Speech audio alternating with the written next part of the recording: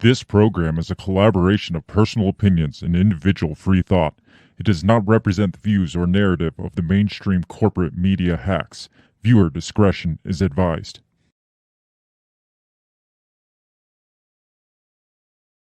And here we go.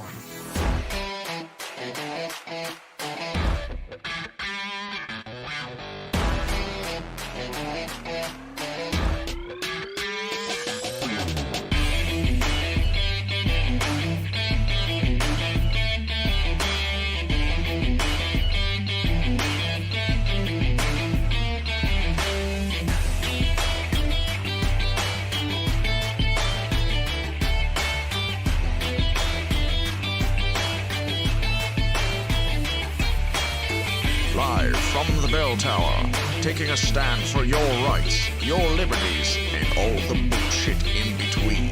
You're listening to Ring the Bell Podcast.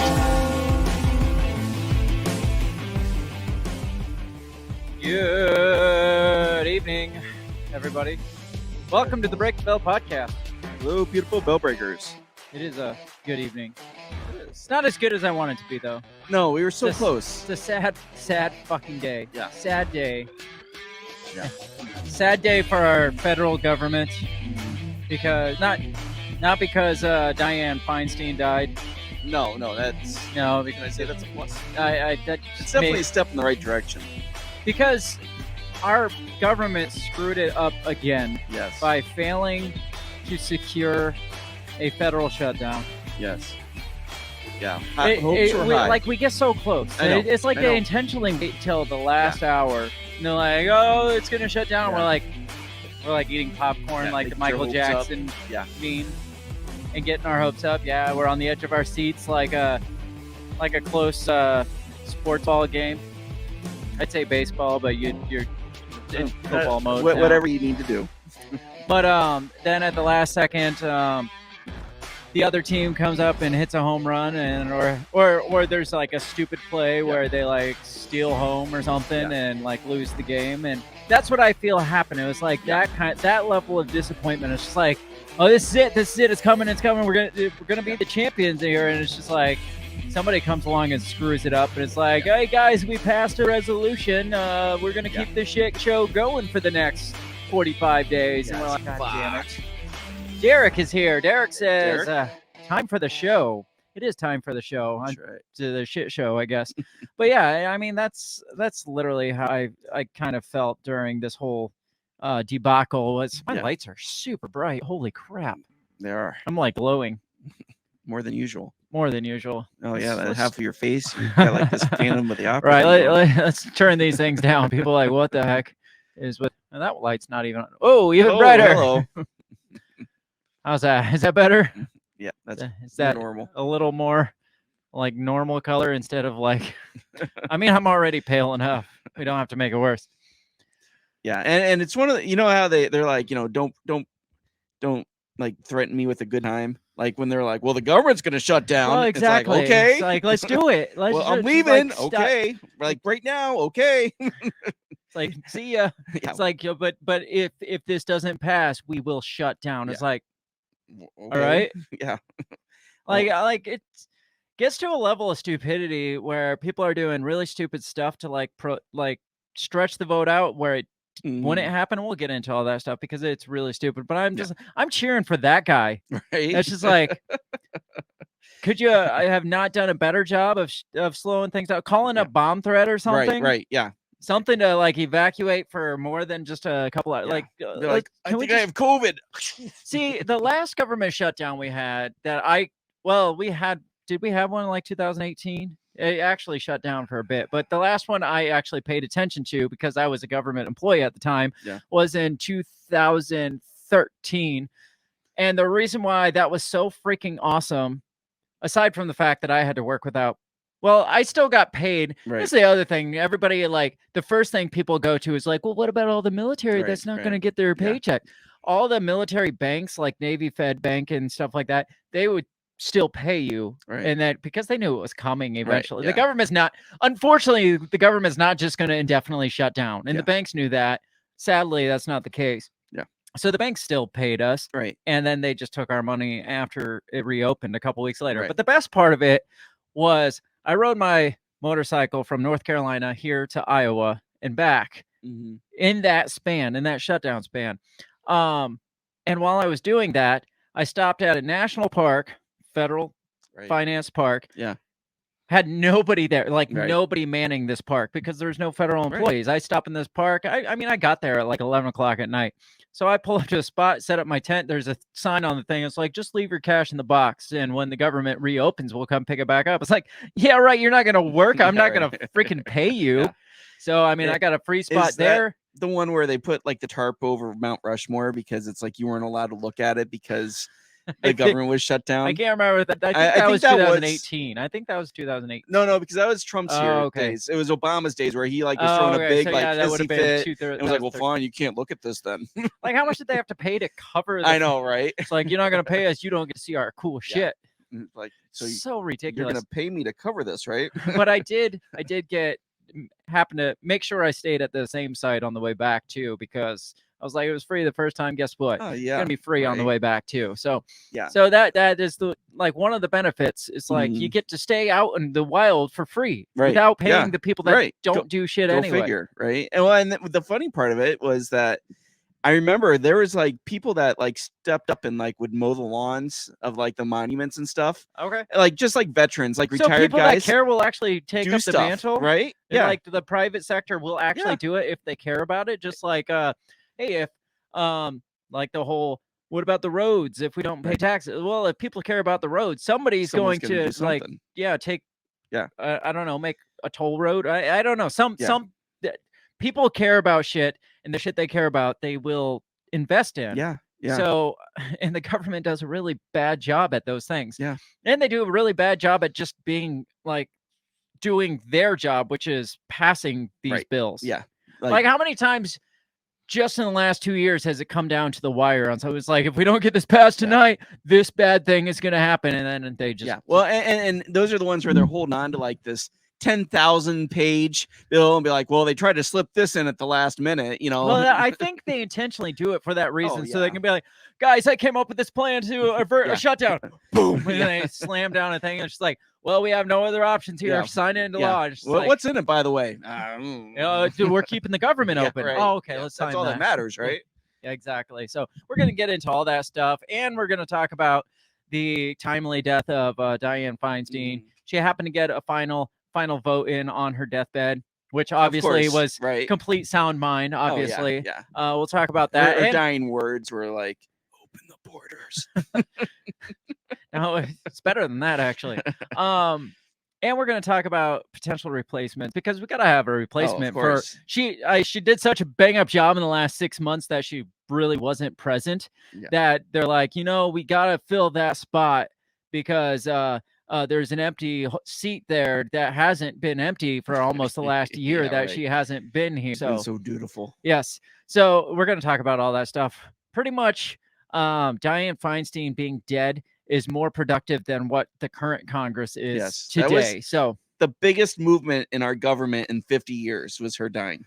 pretty much. And she accomplished more on that final act of voting than all of Congress has done this year, probably. So we're going to talk about all that stuff. Before we do, obviously, we got to say, check us out. Like, check me out, really. Like, check me out, because I look good. If you're listening, you should get on the video chats and see how good I look. Now that the lights are died now that the lights are dim. Check us out all over social media. You can find our handle on Facebook, X, I guess we're going with, I don't know, X, and Instagram at the handle at Break the Bell Pod. You can also find links to all our stuff if the site still exists. Again, I haven't bothered to even check it out. I hope so, because I've been referring people to it. BreakTheBellPod.com. Check it out and let me know if they're selling weird stuff on that website, and maybe I'll get on it and update it someday. I don't know. Oh, buy our merch. We got cool shirts. Oh yeah. Did you see the picture I posted today? No. Just recently. Let's see if I can pull that up. I don't know if it's gonna let me. It's just being. We'll find it and I'll post it. It's zombie Dianne Feinstein because she Nice. looks fabulous. By the way, yeah, check us out on our social media. Buy our merch. We're gonna have to get a T-shirt with zombie Dianne Feinstein on it because that'd be awesome. Otherwise, sit back, relax, and whenever I find my buttons, we'll get into the show. And when we come back, we'll talk about I don't know what the date of the living Congress or something. We'll be right back in just a second. What did you say? You talking to me? What the heck are you talking about? What did you say? What did you say? What did you say? Are you talking to me? Are you talking to me? Are you talking to me? What are you talking about? What are you talking about? What are you saying? What did you say? Are you talking to me? Well, maybe he was talking to me. What did you say? Talk to me. What in heaven's name are you talking about? Talk to me, baby. What did you just say? What did you say? You listen to me. Are you talking to me? Are you talking to me? What the hell are you talking about? Who are you talking to?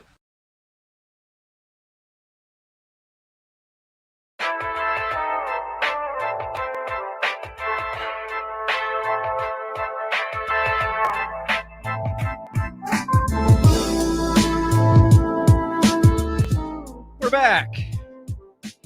Unlike Dianne Feinstein, we are back. We are breathing. I thought of a good little slogan if you put her like zombie face up there. Yeah? Yet she persisted. It's true. So, my mom just sent me something saying you should talk about this during the podcast. I'm going to. I already had that planned. So, you should just She's just looking out for you. cool your britches. We'll get there. Dustin's here. Dustin says hello again. Hello, Dustin. Hello, Dustin. It's good to see you. So, were you sad when you heard Dianne Feinstein died? What was your reaction when you read that Dianne Feinstein Feinstein? I go Feinstein. Feinstein? Okay. Feinstein. Okay. I go Feinstein because it's the more okay. Jewish name, Okay. Jewish sounding name. So There you go. No, actually, I was excited. I was like surprised you man, had it on. I was one down, like 93 to honestly, go. I wasn't even sure she was still alive. Yeah. Well, they weren't sure they wanted to release that. They yet. weren't sure that. They're like, like- "Wait, maybe we could hold on to the seat a little bit longer. It's kind of like Kim Jong-un. It's just like she's been absent so long. I don't pay that much attention to Congress, but I did know that she has kind of been MIA for a little while. I kind of expected. You ever seen that movie from the 90s, Weekend at Bernie's? Yes. I Yes, was kind remember of I half used- yes, you did. I used Damn it that's for where I got a it from. Joe Biden image. Remember? Yes. Yeah. I See Pelosi come in with her like tied to her hand and her feet, and they're like, "Hey." Yeah, exactly. So, my theory is that she actually died like 6 months ago, but they needed her for I'm sure. a vote. Yeah. So like, let's not tell anybody. Let's just roll in this corpse. Yeah. And like you said, like put some strings Yeah. on, raise her hand for Yeah. for the vote, and be like, all right, she did her final act. Now we can tell Yeah. everybody she's actually dead. I would totally buy that. I would too. Unfortunately, that's not the tragedy we're here to talk about today. Tragedy has struck Congress, and like we said, that is the failed promise, the failure to deliver the promise of shutting down our government. Yes.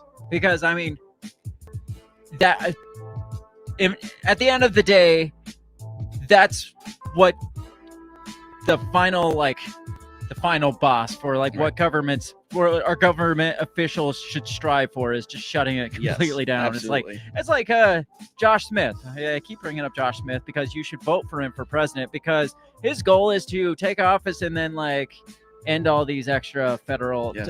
at least the executive agencies that he has the power to. I think you could easily close down 90% of the offices. Maybe 99% of the offices and still be okay. Don't get too far ahead. Okay. Because I've got my own plan. All right. I've got my own plan. And it's like my resolution to what the Congress can't figure out. So, Did you think it would shut down this time? No, I didn't. No. I didn't. I feel like every time it shuts down, they're just asking Congress to flip by the next election. Oh, so, yeah.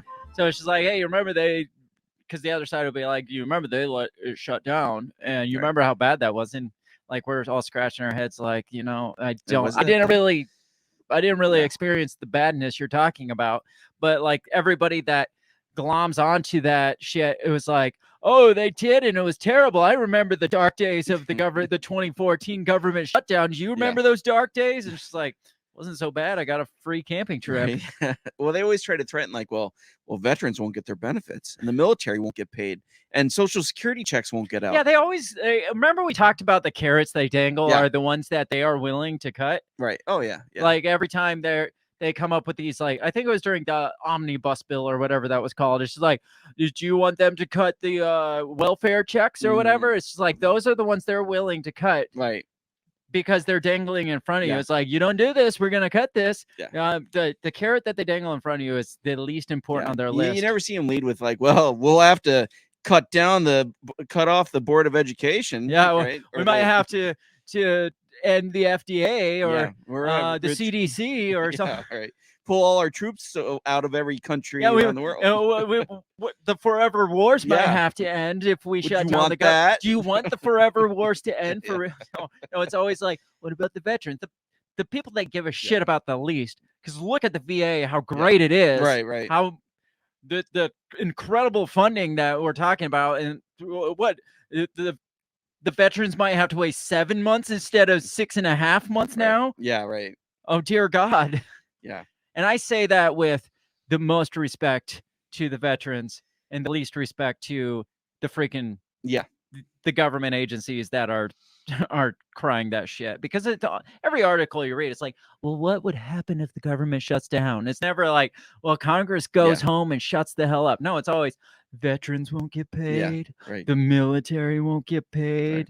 Right. The child care, that big child care act thing, that won't get paid out, and stuff like that. You have to tug at your heartstrings a little bit. Student loans won't go out. I want to see someone come up and be like, have you ever seen Mad Max? I see that referenced for almost everything, so I'm surprised it hasn't for this. So let's talk about what this one was about, because again, every like couple years, it's like, oh, we're about to shut down, guys. We should do something. So what was this one in particular about? And it's usually about shit. It's always about shit. This from CNN. It says, this is like a couple days ago, September 29th-ish. It says, government shutdown nears as Congress continues negotiations. Again, I feel like they're just kind of playing with our feelings with this stuff. This all kind of surrounds mostly around the Speaker of the House, Kevin McCarthy, who is a Republican. He didn't make too many friends on his Republican side during all this. The conservative, the hard stance conservatives. So I didn't realize this, but apparently to secure his bid to remain as the Speaker of the House, he had made some promises that this stopgap bill I had to look up. It's basically a giant bill in one to make things temporarily continue. Basically what they just did. Just mush everything together, not vote on everything individually. So what Kevin McCarthy had done was he had promised the conservatives that there would be no stopgap bill. It would be all like single votes, like single idea line votes, item, like line item. What do you say about adding $6 billion to Ukraine?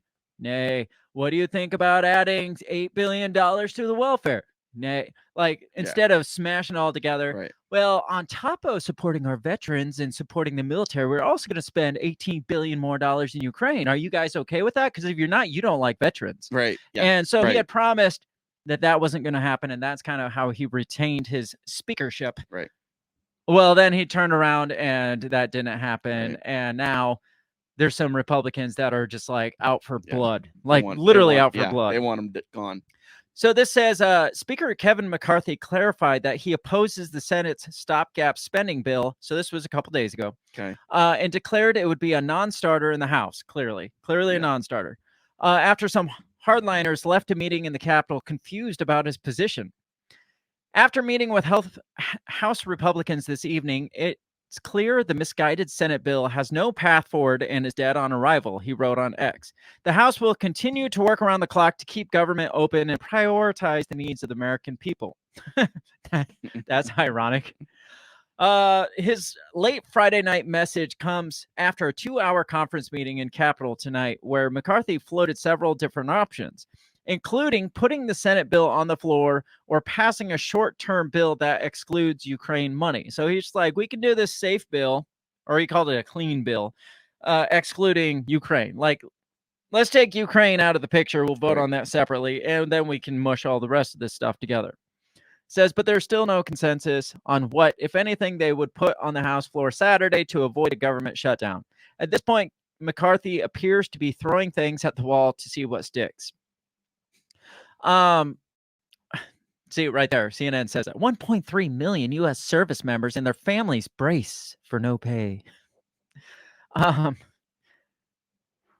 So then it goes. So this is kind of going backwards, actually. I should have started at the bottom. Let's start further down because it progresses and they put the most recent on top. Okay.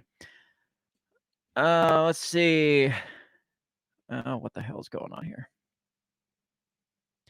House leaders gauging support for new plan to fund government for 14 days. They're looking long-term there. Right. House Speaker Kevin McCarthy and his leadership team now plan to see if there is any willingness of the 21 holdouts. So 21 of them are the hardliner Republicans. Right, yeah. It says to accept a short-term spending bill to keep the government open for a couple of weeks. If there is, then that plan could come to the floor. Otherwise, they may be forced to accept the Senate bill with no hand to play. 21 Republicans crossed over to vote with every Democrat against the stopgap bill on Friday for a vote of 232 to 198. So those 21 hardliners went with the Democrats and said, no, we're not going with this. So originally, McCarthy was like, I'm not going to put a bill out there that I need Democrat support to pass. Like, I want to put something out there that all the Republicans vote on and everybody here likes it. So I don't even give a shit. Talk about bipartisan, right? I don't give a shit what the Democrats even say. I'm passing a conservative bill is what that sounds like he's trying to say. Right. It's a conservative bill because all the conservatives are going to vote for it, and I don't even need the Democrats. Yeah. Well, 21 of them were like, no, we don't like that. It's still not conservative enough, so we're going to go with the progressives on this one, which makes sense, right? Yeah, right. Let's see. Derek Ambrose says 45 days to slow the curve of government spending, given autocorrect. Because to slow the curve of different spending. I see. Government. Got it. Gotcha. 45 days to flatten the curve of spending. Yeah, that doesn't happen. More like 45 days to figure out how much we want to spike that government spending. Right. Given the uncertainty, some Republicans are resigned that they may need to swallow the Senate-passed short-term spending bill and vote with Democrats. So basically, it's like if we run out of time to pass something super conservative here to kick up the Senate, they're going to just make up something on their own and just bypass us altogether. And 21 of them are like, yeah, we still don't want to do that. Yeah. It says, I think you just come to the point in the path where you just cut your options and move on. Cut your losses, what it should say. Yeah, right. McCarthy also told his conference per a source that we may not have the strongest hand, but we do have the strongest issue, referencing the border. Okay. So the border was one of the issues. Ukraine was one of the issues. And there was a couple other things. And I'm sure there's a billion other things they're not telling us about. But those were the biggest contested things, was support for Ukraine and revamping the border controls. Let's see. McCarthy calls on the Senate to drop Ukraine aid to avoid a shutdown. Says Ukraine money needs to be dropped from the stopgap spending bill in order for the federal government to avert a shutdown. I think if we had a clean one without Ukraine on it, we could probably be able to move that through. I think if the Senate puts Ukraine on there and focuses on Ukraine over America, I think that could cause real problems. Like it hasn't caused problems for the last a year and a half now? Yeah. McCarthy said if the Senate produces a bill in the manner that they are, it will likely lead to a shutdown. I think we could solve that problem, he added, calling again for lawmakers to provide a clean bill. I like how they keep saying clean bill to keep government open. But if the Senate moves forward with Ukraine, he said it's a non-starter. McCarthy sounded open to negotiating around funding levels and did not draw a red line on border security. Here's the House Republicans that were frustrated. The biggest one was Representative Matt Gaetz. He was the one that he's going for blood now. Right. Yeah. Like, especially since this final hour thing got pushed through, Yeah. which we'll talk about. Matt Gaetz is not a fan of this because he was going for the promise of, hey, we're going to split this up Right. Yeah. individually. It says, okay, so, all right. I'm not going to read all this because it's going to take forever. So here's kind of what happened. There's a lot of drama kind of going on around all this shit. So McCarthy comes out and he says, I'm not going to put through a stopgap thing. Vote, like, keep me here as the speaker and we will break this thing down Line item. We'll vote individually on individual issues. Single issues. That's what I was looking for. Well, then he comes forward and he's like, because they had only got like through 2 of like 12 single issues by like the last day. And he's like, hey, this ain't working, guys. We need to rush things along. And so he kind of proposed something. And 21 of them, like I said, stepped over to the other side and said no. And still apparently pretty conservative of a stopgap bill, but not enough for like the likes of Matt Gaetz and stuff. Well, now because that one didn't pass, they're down to less time. And now McCarthy has to do what he didn't want to do and rely on some Democrats to approve his bill. Right. So then he had to make it less conservative and a little more left-leaning in order to draw in some of the support of the Democrats. So now instead of getting almost not quite as conservative as you like Gaetz wanted, right, they get much, much less conservative because we're now depending on a bunch of the Democrats to vote for it. So you got the 21 and the likes of Matt Gaetz that are like, we're coming after blood because you push this thing through. And then you have these other more moderate Republicans that are pissed off at Gaetz and calling him a charlatan because now he betrayed them because now they have to have this more progressive of a bill go through. Justified. Super like high school drama going on there. Much. It's like freaking insane. Do you feel like Gaetz is justified in his attempt to have him removed? Well, if that's, it's kind of like your president runs on, hey, we'll give free college to everybody, and then all of a sudden he doesn't. It's like, why would you vote for him again? Yeah. And this guy comes in, he's like, make me this, and this is what I'm going to. Right. I'm going to stand firm on this. We're not going to have a stopgap. Yeah. We're not going to have like a freaking consolidated bill. Mm-hmm. And then he pushed through a consolidated bill. It's just like, you didn't stick with your promise. So sayonara. It's time for you to go. Exactly. And so this is what Representative Mike Lawler said about Gaetz, though. He says, unfortunately, a handful of people, and in particular, a party of one, Matt Gaetz, have chosen to put his own agenda, his own personal agenda, above all else. There's only one person to blame for any potential government shutdown, and that's Matt Gaetz. All of this could have been avoided if it wasn't for the likes of Matt Gaetz. He is the end of this government. He's not a conservative Republican. He's a charlatan, said Mike Lawler.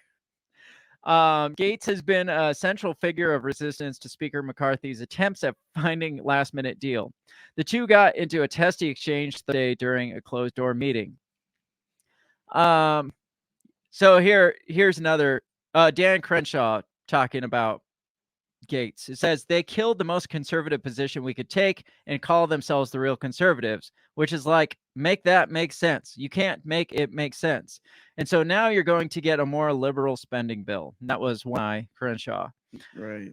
I wanted to get to when it talked about Gaetz, because Gaetz has come out, like I said, literally for blood. He's like, when this thing is done, every single day, I don't give a shit. Every single day, I'm going to call a vote to kick you out of that chair. He's like, that's awesome. We will sing the national anthem or whatever. Yeah. Or he's like, we'll take a roll call. We'll say the Pledge of Allegiance, and I'm going to call a vote to get you out. That's literally what he said. He's like, every day until you're gone, I will call this vote. It's just like, on one hand, that's hilarious. Yeah. On the other hand, it's like, so you're saying you want to waste more Yeah, freaking right. time, Yeah. more time doing literally nothing. Yeah. Because that's exactly what it is. That's exactly what it's come to. It's just like, it's kind of like what they did to Donald Trump. It's like, Right. what would be better use of Right. like our efficiency, Hundreds of government millions of efficiency dollars. is I'm just going to focus solely on kicking you out. Yeah, right. Instead of trying to pass things like I was elected to do. My goal in life now is to kick you out and get rid of you. Every day, we're going to do this. I swear. I vow to this. And if you re-elect me, we're going to try to get him out every day.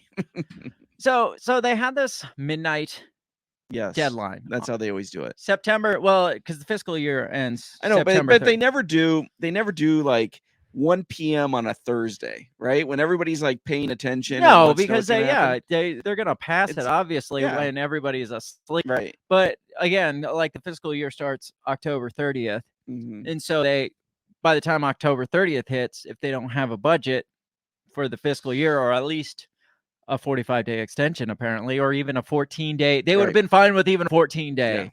Then the whole thing shuts down. But couldn't they, by having this 45-day extension, couldn't McCarthy go in and be like, okay, now we have 45 days, let's line item this bad boy? Well, that's kind of what, and I was gonna get there, but we'll talk about it now. Okay. It's fine. Basically, the Republicans said, all right, now that this has gone through, we're not taking our recess that we planned on taking from it's usually October to like Christmas time, isn't it? February. They're not going home now. Yeah. They're going to, like, you want to line item it? We're going to sit down, which good. Yeah. You don't need freaking 4 months off for Christmas because you spent the last hour of the last fiscal year working. Yeah. Right. You don't need a vacation now. Yeah. If you want to get something done, do it. Get your ass to work. Yeah. Otherwise, your pay. Yeah, exactly. So yeah, that's their plan now. It's just like, let's just get something passed to keep it open, and then we'll sit here and try to get something done. But they'll wait till the last hour of the 45 days and be like, oh, we got to push another one through. It'll be Black Friday at midnight. Well, obviously, yeah. So got this deadline, like I was saying, at midnight. So the final day, they're like, oh, guys, we better start working. We better roll Dianne Feinstein in here, get some votes done. Now, I've heard of some crazy stuff when it comes to like trying to like pass a deadline or trying to like you hear of some crazy stuff during filibusters. Right. Yeah. Like, well, Ted Cruz was reading Dr. Seuss books. I was going to say reading like the most obscure thing just to kill time while Yeah. you have the floor. You can't go take a piss or anything. Yeah. You can't sit down or anything. But I've heard some crazy stuff just to get through that deadline. This one takes the cake here. Again, it's genius.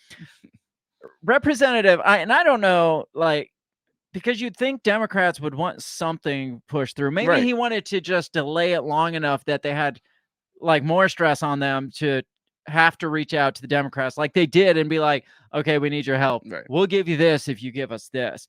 And so Representative Jamal Bowman of, where's he from? It doesn't say. I'm sure it'll say eventually. Decided by intentionality or accident, depending on which side you're taking, pulls a fire alarm. Nice. A fire alarm to, I don't know. We'll read his excuse, but I want to show you the evidence of this because it's not, I mean, he can't deny that he did it. Here's a photo, if it'll pull up. Come on now. Here's a photo That's funny. of him pulling the fire alarm. Now, from this image, you could be like, well, blah, blah, blah. You don't know what, like maybe he stumbled right there. Right, maybe he's catching himself. he bumped into it while walking through a door. Like it almost looks like there could be a door right there. And maybe he just like kind of bumped it. You'd think he would be a little bit more nonchalant. Now, his excuse was, here, let me pull it up because he words it best. Says Democrat, this is from the AP, says Democratic Representative Jamal Bowman acknowledged triggering the fire alarm Saturday. Well, he can't deny it because it's on camera. Right. As lawmakers scrambled to pass a bill to fund the government before the midnight shutdown. The fire alarm sounded at around noon in Cannon House Office Building and prompted a building-wide evacuation at a time when the House was in session and staffers were working in the building. The building was reopened an hour later, so they lost an hour off their deadline here. GOP controlled blah, blah, blah, says GOP controlled House Administration Committee, which oversees issues pertaining to the Capitol complex, posted a picture of a person pulling the fire alarm who appeared to be Bowman. The New York lawmaker told reporters hours later that it was a mistake. He was rushing to get to votes and was trying to get through a door that is usually open but was closed due to it being a weekend. I thought it would help me open the door, he said about pulling the trigger. He thought it was like a door opener, apparently. Sure, the one that says fire with the red alarm on it. Yeah, well, it's just like, well, maybe he just like reached his hand out and grabbed as he was going through whatever door he's going. Now, let's look at the other images here. Here is where that fire alarm sits, right over there. There is no door here. There is this door here that he says he was going through a door that is normally open. The ones with the I see the mag locks up on top there. You see, yeah, mag locks there. What does the sign say there? Emergency exit only, and then two giant signs that have a lot of words that say emergency exit only. And they have the crash bars that you have to hold to get out for the mag locks. 15 seconds to drop. Yeah. So that is why he pulled this, to get out this door that is normally open, to get out that door to rush to the votes. The voting that was outside. He had to go the long way. I mean, the only other door I could think was this door. Maybe there's a door here, but that fire alarm is behind the emergency exit sign, probably a good 6 feet away, 8 feet away from whatever door could be on the side here. Do you buy his story? No. And then here is an image of the thing that he thought would get him through the door. You can't, I mean, I could see how he could be mistaken by that thing. Yeah. I mean, it says fire right on it. Fire directly on it. Have you ever pulled a switch of that shape? Even if you're blind, have you ever pulled a switch that shapes to open a door? Maybe it's just because of the business we're both in that we put this stuff together, both fire and like door control. Yeah. Right. And that we're like, you can't be that stupid. But you can't be that stupid. Even as a 15-year-old, I would have said, you can't be that stupid. What just happened here? Anybody who is like seen a movie knows what a fire alarm looks like. Right. Anybody that can read, like, if you are so incompetent to fucking read a sign that says fire, pull in case of fire, how do we expect you to be sane enough to run the federal government? Right. Yeah. And that, like you wonder why we are so instant on the government shutting down. It's because we're paying this guy to not know what a fire alarm is. Either A, he's too stupid to know what a fire alarm is, or B, he's a dumbass that's trying to slow things down. He's getting paid to slow things down and evacuate the building for an hour. Either way doesn't make you a better senator or congressperson. Yeah. And if I was in that state, I would seriously reconsider re-electing him. At the time of the evacuation, House Democrats were working to delay a vote. Just happened to be trying to delay the vote at the time he decided. But not him. He was excited. I better to vote. get to this vote to delay it. Oh, shit, that was the wrong button. I thought that would open the door. Said they needed time to review the 71 pages. So they hadn't reviewed this bill yet. So he pulls the fire alarm. They all take a bill outside, and they're reviewing the bill outside. But he did it on accident, obviously. Just conveniently at the time, they're trying to delay the vote. The funding package was ultimately approved 335 to 91 on Saturday, with most Republicans and almost all Democrats, including Bowman. Now, if he hadn't had time to read it, he probably wouldn't have supported it. Right. So, what do you think about this act? I think that's really pathetic. It is pathetic, but it's hilarious too. Well, yeah, because it just shows how desperate some of these guys get. If this would have contributed to the government shutdown, though, he would have been my hero. Oh, absolutely. Again, if somebody would have saying, "I'm going to do this," feds who are listening to our show, if somebody would have called in a bomb threat and got that freaking building evacuated for an entire day. Yeah. Government shuts down for a bit. That It's would have been okay. my hero, my Yeah. fucking hero right there. Now, it's hilarious. I don't know. Yeah. So we did get to the vote. Ultimately, Yes. it ended last minutes. Government said, "Hey, we're not shutting down. Yeah. Surprise. Surprise! We're We're not still going here." anywhere." Yeah. It's like on Talladega Nights where the what's his name, the young kid pretended to die Oh yeah. to get him like more positive, or like not positive, but more of a reason to Yeah. like fight for the win. Yeah. And then he's like, I see you over there. What the hell? it's like, yeah, guys, we're shutting down. It's like, hey, I see you. What the hell? You said you were shutting down. They're like, surprise, we're not really shutting down. Inevitably, they had to stick around to make our lives miserable. If the Republicans had come out, right? Because I know the Democrats were blaming the Republicans, being like, hey, it's their fault. They hate grandma, they hate the veterans, they hate the military, so they won't allow the government to continue to pay them. So if the Republicans like actually came out and was like, look, we don't agree with Ukraine, we don't agree with on the border, we're not going to approve a budget that includes these things, and if that means we have to shut down for a little bit, so be it. Right, but instead they're like, we're gonna push through a clean thing. Yeah. And they're like, no, you're not. It's like, we're going to push through a kind of clean thing. And they're like, we're going to keep the government open. And they're like, okay, we're selling our soul. Yeah.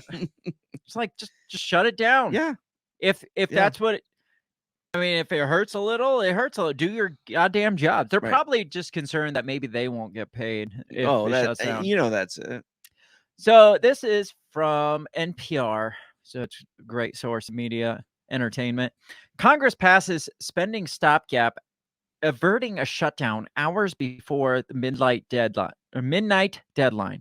I did see one that was like, the adults of Congress stepped up and stopped the government shutdown. And the only reason they use that terminology is because McCarthy's like, well, I'm an adult. Yeah. So I'm going to make sure this gets done. I just think it's hilarious that that's, again, the high school drama that this has become. So you guys are just being children. You're just little children, and we're the adults here. It says the Senate voted 88-9. It sounds kind of like a blowout. Yeah, It's like, why did it take so long for this to approve a stopgap spending? But it makes you wonder what's in this, because they're not going to tell you what all's in this. Fuck no. To approve a stopgap spending bill to fund the federal government through November 17th, narrowly averting a shutdown. Now, when's Black Friday? Is it November 17th? Yeah, right. No, I think like the 26th or something like that. So it's. Well, they wanted it. My tailbone hurts really bad. I'm trying to get comfortable. They wanted it so they could take time off for Thanksgiving, though. Yeah. Oh, I'm sure. President Biden signed the bill into law shortly after. Legislation also included $16 billion in emergency disaster relief. Now, additional aid to Ukraine was kept out of this bill. Right. Like, there was originally $6 billion stuck in there for Ukraine, and they're like, no, none of that. Keep that out. But they did add $16 billion for emergency relief. And you know that's not for Hawaii. No, fuck no. No, that ship has sailed. Yeah. How long is it before we declare a state of emergency in Ukraine? Yeah, right. Exactly. It's like, well, because Biden came out afterwards, and it's like, yeah, we're working on a side gig for the Ukraine. Like, me and my boy McCarthy, me and my boy Kev, we've already worked something out for Ukraine. Yeah. And I think you had sent me the video where what's her name? Yeah. Janine KJP. Yeah. She's like, they're like grilling her, like, what did he do, some backdoor deal with McCarthy? And she's like, I can't answer that. I only am going off of what the president said. It's but like, you're gonna like it. Yeah. It's like, but did he work out a deal? I'm not saying he did. I'm not saying he didn't. In other words, he did. Right. So it makes me wonder, how long before we declare a state of emergency in Ukraine? Right. Yeah. We talked about states of emergencies and how many are still sitting on the books from. Yeah. What was the oldest one? It was like 60 some years old. I can't remember which one that was. It was something foreign. Right. Yeah. Oh, one was the Iran students that that's got right. kidnapped in Yes, Iran, yeah. we still have a standing state of emergency there Yeah. because of that. So if we can still have a standing state of emergency Oh, in yeah. Iran because of kidnapped college students that happened however many years Right. ago, you guarantee that Yeah. Ukraine's going to become a state of emergency. Oh, absolutely. So you mad? Well, and plus they have the state of emergencies in the cities with the immigrants. Well, right? obviously, yeah. So 6 billion will go to those guys, and then 10 billion will go to Ukraine. Oh yeah, and Because I think Biden actually came out and specifically asked for about 16 billion in emergency probably funding. He didn't say what for. He just said, No, I just- need 16 billion for emergency Yeah. funding. It's just like, I'm like, but oh, okay, Mr. President. can you like give us some Yeah. some numbers? It's like, no, just emergencies. Yeah. You Just don't ever know emergency. what's going to happen. You know.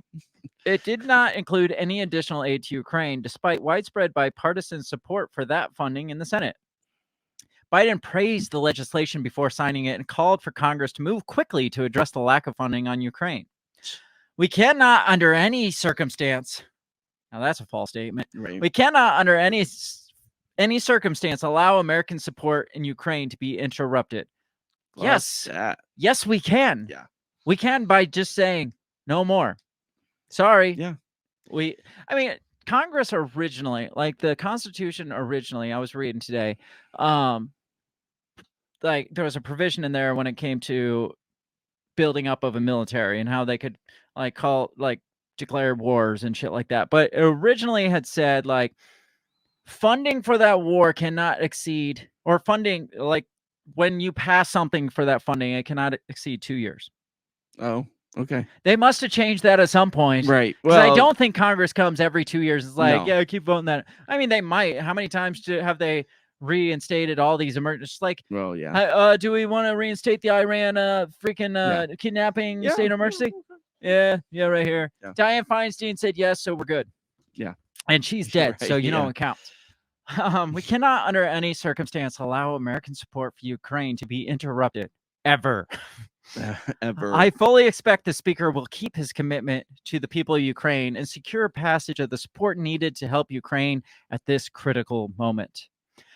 The sudden agreement in Congress on spending was a major reversal after House Republicans remained at an impasse for weeks. House Speaker Kevin McCarthy unveiled the bill Saturday morning after a closed-door meeting with House Republicans. The vote came after an hours-long delay led in part by Senator Michael Bennett of Colorado, who demanded a firm commitment Okay. from leaders to both parties on This Ukraine. quote by Bennett is shady as fuck. Go ahead and read it. I don't think I've read this one. I think it's really important for us to send a message that the dysfunction that we have in terms of this immediate question about opening or closing the government doesn't reflect on our bipartisan commitment to make sure the United States stays in this battle and we continue to support the Ukrainian people in their fight. It doesn't matter if we open or close.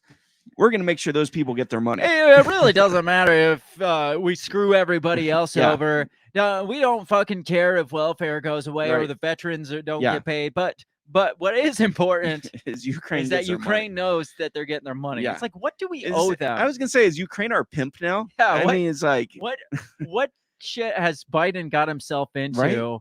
That's seriously, like, man. you keep funding me or I'm spilling the beans. Yeah. I mean, that's the only explanation. Right. That's my, I mean, No, obviously, I absolutely agree with that. There's something that they're holding over him. yeah, and it's like the Ukrainian mafia over there. It's Yeah. like blackmailing. it's the like, we got hell out- pictures of Joe with Zelensky Oh, God, ew.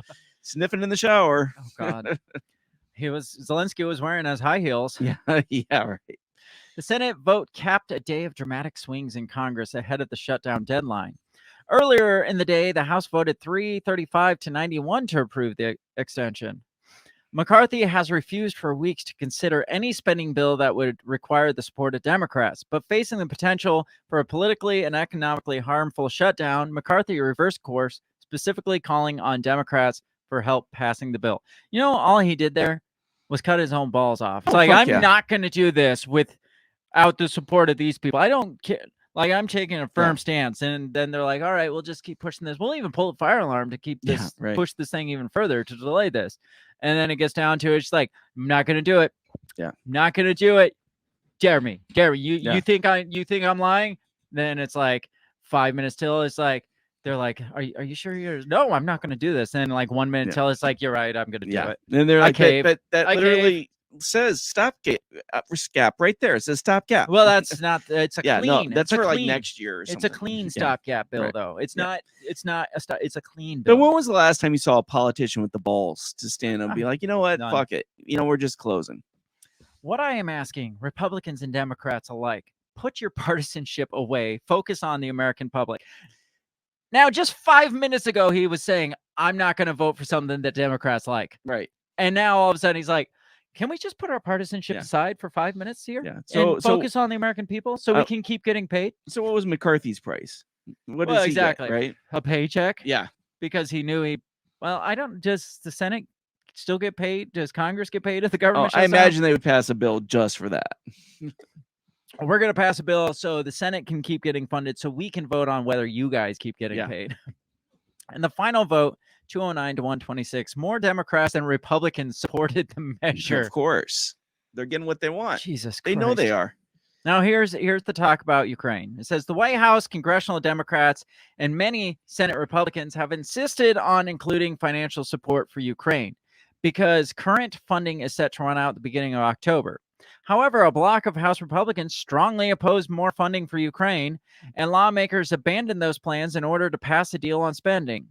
Senate Democrats lamented the lack of Ukraine funding, but said there is bipartisan commitment to find a path for funding through emergency funds, I'm sure. Right. House Republicans have suggested the only way to do this is to pair the funding with money to address illegal immigration at the U.S. border in Mexico, said Chris Murphy, Democrat from Connecticut, and he rejected that idea. Of course. So they're wanting to put this like, hey, you want to fund Ukraine? Let's have instead of a line by line, right, like single item freaking vote that they say that they want. They're like, we're going to put this on the same page as, hey, let's reform the immigration system. Yeah. And the Democrats are like, no, we're not going to do that. We're not going to pair it with that. Come on, man. So in reality, they don't actually want to vote for things individually. No. They want what they want to vote on that bill. Yeah. I just think, so this is Murphy from Connecticut, Democrat. I just think it's much better for all of us, much better for the world, if we separate the question of Ukraine from other political questions. Isn't that what the Republicans were originally saying to begin with? I believe so. So they wanted it in the stopgap bill. All the Democrats were like, we got to throw the Ukraine funding in this because we got to keep them getting paid. And then the Republicans were like, no, we're going to take that off the table, but we will put it on a bill with immigration reform. Yeah. And then all of a sudden he's like, I think we should probably put this as a separate issue altogether. Right. When they wanted it on this massive stopgap bill. He said lawmakers are going back and forth or going back to the drawing board to figure out what would go in a Ukraine assistance package, but that can't happen overnight. Many Republicans and some in the Senate, in the House and some in the Senate, oppose new funding for Ukraine without further accounting of how the previous funds have been spent. Is that really too much to ask? No. Like, can we audit where this money has gone before we fork out billions more dollars? I think that's a logical request. Or just don't give them any more at all. That, yes. Talks about McCarthy's reversal. I think we can say that we've kind of kicked that dead horse. Yeah. Kicked that dead Feinstein. Yeah. Let's see. It does talk about, it says Johnson pointed 21 far-right Republican members who blocked a GOP bill on Friday as the reason why the speaker moved to his new plan. Those members put us in a position to unfortunately pass something a little less conservative. Now the good news is this is still a pathway to get the kind of conservative wins we need through the appropriations process. I don't know. This is all a joke. It's all a fucking joke. It is. Like, they say one thing, well, this is what we want. And then both sides are the same way. Because they're like, we want to break this down. Republicans are like, we want to break this down individually. We don't want Ukraine involved because we want to break this down individually. But we want to put it on the same bill as because they figure reform. Like, okay, well, we may win this one, but we'll lose this one. Now, then the Democrats are like, we need to put Ukraine and mash all this stuff together because there's no need to, we don't have time for this. And then the Republicans say, we're going to put this on the same as, they're like, we should break this down individually. It's just whatever benefits them. Yeah. However, I don't know how's Ukraine. We'll never figure out how Oh Ukraine's no, benefiting it'll them. keep going for about 20 years, and then whoever's president will decide to pull out, and he'll leave all this, and they'll be like, they just left their allies there. Yeah, I mean, it'll be another Afghanistan. It will all be. over That's again. what it's becoming. So Congress is. I mean, is it better that if they would just like croak like Dianne Feinstein, or is like what accomplishes more if they all just like drop dead of their old Alzheimer's and shingles? I mean, I think we should release them in the wild and we get to hunt them. It's perfect game. Yes. Do you think anything really changed over all of this? No. Oh, fuck no. Like big changes are coming. We got this bill passed. Yeah, now right. It's just back to it's the same old shit. And they're just pushing it off until they can pass what they want without people paying attention in the Christmas season or Thanksgiving. Right. And they're like, it'll be after the Macy's Day. Like, yeah, we passed a budget. Ukraine's still getting paid.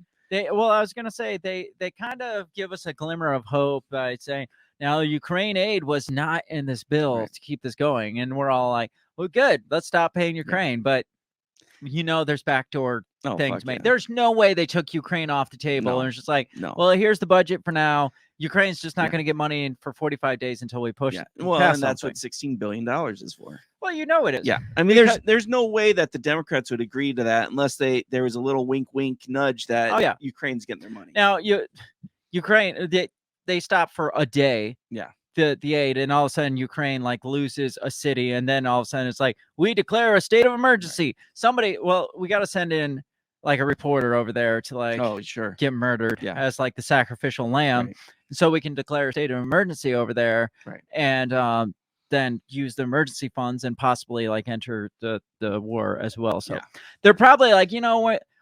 We don't necessarily need this additional funding in this bill because we're going to go enter the war next week anyway. So So don't worry, we're coming to your aid. It'll be fine. Like NATO is got your back, man. I feel like Congress is virtually dead as Dianne Feinstein. Anyway. Yeah, and they have been for years. They have been. I mean, what's the average age of like senators right now? Oh God, I knew this information a couple weeks ago. You did. I think you told me. Yeah. Average senator. I think it's like in the 60s. Let's see, 65.4. Yeah. Versus last year, which was Democrats median age is 65.4. Republicans is much lower at 65.3. And but there was like 20 of them that were like above the age of like 65. Of death. Yeah, right. Above the age of ceasing to exist. Right. And being considered just a sack of flappy skin. Yes, exactly. Yeah, like Dianne Feinstein, like and many who have been serving for 40 plus years, voting on the same shit. These are the people that were like, well, we depend on these people to keep our government. If this shuts down, like we gotta have these people to save us. Yeah, because they're so smart, and like, who would we have to pull fire alarms to open doors if we didn't have Congress? Yeah, right.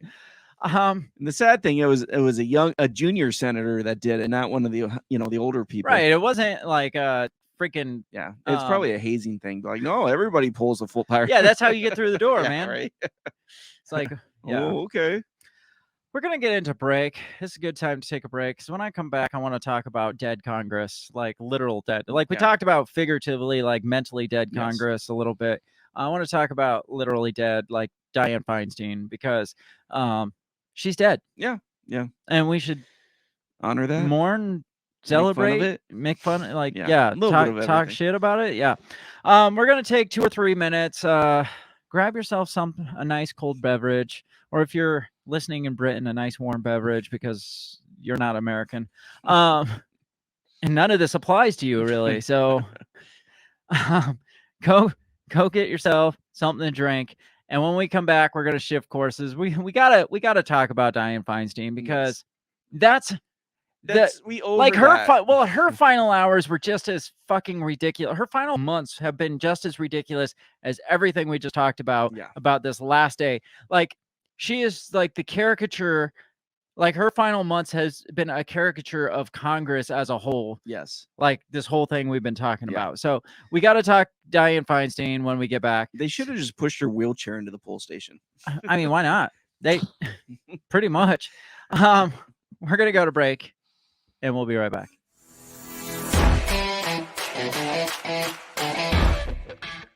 Take a moment and remember the feeling. When they called you not essential. When they dictated what you could do, where you could go, how you could breathe. It's disgusting, isn't it? And they're trying to do it again. We've seen what happens when the people lose control. When politicians and unelected bureaucrats make the big decisions on our behalf, whether we like them or not. When the choices are taken away from us one by one. We've seen what happens when they strip away medical freedom. When they trample on informed consent. When they dismiss our cries of justice. They laughed at us. They called us names. Rest in peace, Wheezy. Them, their freedom. I want my freedom to live. And they shamed us for not going along with their every demand. Enough already. It's time to hold these tyrants accountable. In the midst of them trying to do it again, this wasn't a public health measure. This was an act of war against a peaceful people. But a reckoning is coming, and we're leading the charge. This campaign is for all of us. I'm asking you to join this movement that's for every single person who felt the crushing weight of mandates, the sting of being called unessential, the pain of having your liberties stripped away. I'm Joshua Smith, and I'm running because you are essential, and because our freedoms are non-negotiable. Not last time, not this time, not ever again. I recommend take the vaccines. I did it. It's good. We faced the challenges. We felt the pain, but we're not defeated. Together, we have the power to create a brighter future, one where liberty thrives and tyranny dies. I endorse prosecuting the COVID tyrants and using Guantanamo Bay to lock them away for their crimes against humanity. In the face of all of this happening again, where they think we're stupid enough to fall for it, in 2024, a vote for me is a vote for vengeance. Go to joshuasmith2024.com to find out how you can help.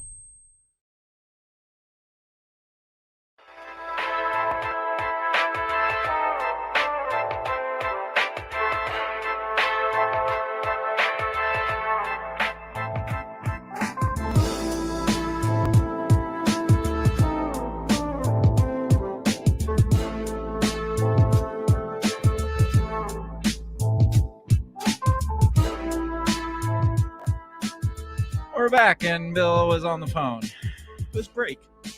It was until it wasn't. No, I intentionally was like, I need to get this started while you're still on the phone. So, I have a story to tell, and it has nothing to do with any of this, but I feel like I have. So, Grumpy Gnome's here, and he's asking what he missed.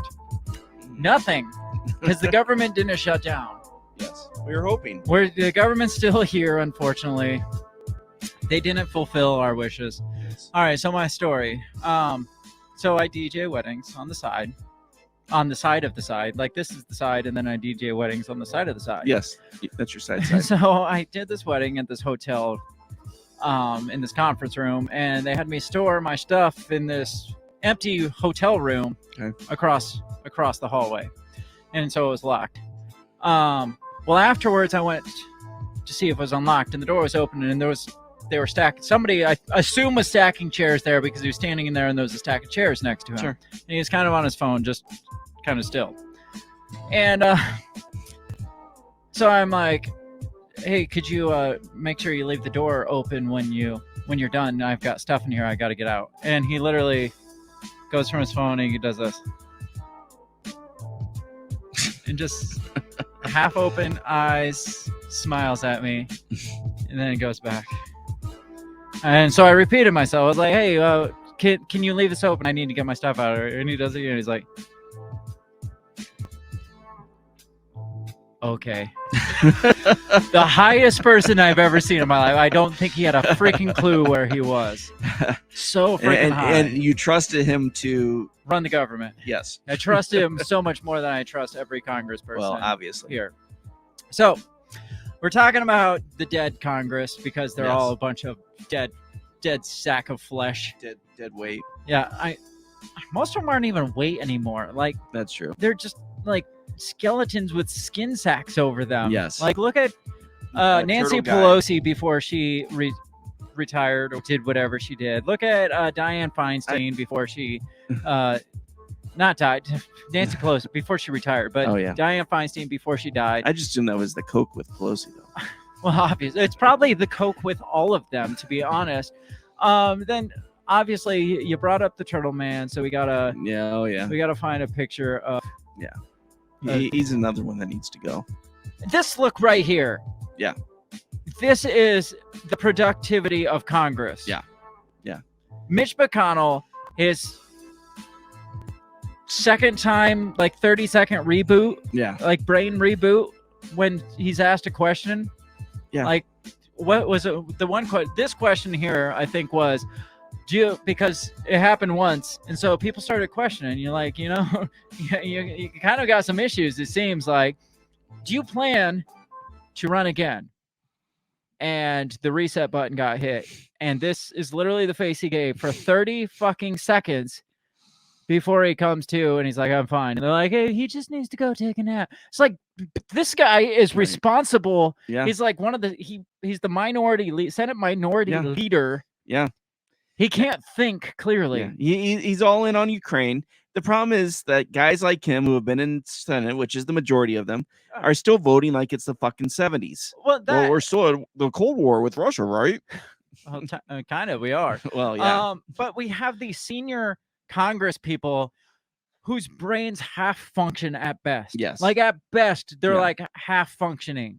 It's like, why can't we, like, at what point do we have competency rules for Congress? Because they always bring it up for, like, President Trump's like, oh, we should give him a competency test. And then Trump comes out and says it about Biden, who clearly needs a competency test. Nobody questions, freaking Mitch McConnell, who's like, reboot mode. You can literally see the freaking the lag wheel spinning in his eyeballs as he sits there, and like his brain just shuts off. It's like, but these are the people that are running this country, and if that shuts down, this whole country goes to shambles. That's what we're concerned with, shutting down. Yeah. He's already shut. Like, we're not concerned about his physical shutdown, but we're concerned about the federal government shutting down. Fantastic. But then it brings me to Dianne Feinstein, because she, God rest her soul, died earlier, later last week. God, I don't know. Just she's dead. What is she best known for? I mean, she just basically she was, like, when you think of senators in California, it was her. She was a California senator. Well, Nancy Pelosi was California too. Yeah, but she's like Superwoman. Nancy was, or I'm just going by the comic book. Grumpy says, can we get someone to pull the fire alarm every day, every hour of every day? Because it takes an hour for them to come back in session. I would be fine with taxpayer money funding one person to every one on the hour every single day. Pull the poll station. Every hour, pull the poll station. As soon as they get back seated, pull the poll station. I agree with you. And again, feds, this isn't something I'm condoning, maybe, but a bomb threat, right? Call it in. A threat. We're not talking about real bombs not here, real guys. bombs. Come on, we're not just like a that. Bomb threat. Yeah, just a threat, just to clear out the house for a day, and or taxpayer funding, just specifically not for the Congress people, but just for the one guy to stand there. But I mean, I'll pay his salary. Oh yeah, just to pull the fire alarm as soon as the last person gets seated, and they wheel Dianne Feinstein's literally dead body and now pull the fire alarm. Yeah. We gotta go back out, and then they clear it all out, and then come back in and tie a little rope to her hand and be like, it would be the most productive Congress we've ever seen, because they're literally doing nothing. She's died. Yes, she made sure to have one last hurrah. Of course, one last well-informed vote. That's the type of person she is. Yes, I mean, she had to get there. Of course, I got to sign back in. Hang on. God damn it. This is the Washington Post. Hang on. So I'm curious, like, I got to know what her final vote was. Like, what was the it was pertaining send-off? I'm going to tell you, that's what I'm about to read. Gotcha. Is this final send-off. Senator Feinstein appears confused during vote and is prodded to say aye. I mean, that says everything. So, like, someone literally like gave her a poke, and she was just like, "All right," prodded. Yes. Now it's making me sign into this one. Jesus. Oh man. Maybe like her caretaker daughter, like who had like what is it power of attorney over her, like kind of leaned behind her and was like, I'm gonna get there. There. Okay. So Dianne Feinstein has apparently had shingles recently, and she's kind of been out for a while, and she sat out the last couple of votes because of it. It might actually let me sign in. Senator Dianne Feinstein confused during vote and prodded to say aye. She probably didn't even say it, because isn't it yay or nay usually? Yeah, usually it's. But so she probably is like aye, and they're like, it was aye. Yeah, got it. Yeah, no, she was but probably crying in death. It's really fantastic. Like, this is the last. Did they get video of it? I don't know if there's video. I'm not going to try to play. My computer's slow enough. But she had a Biden moment. She literally had a Biden moment, and yet they're praising her for making it to this final vote to secure the government from shutting down, because that was part of this was because it was part of like continuing funding for the FAA, I think. Was one of them.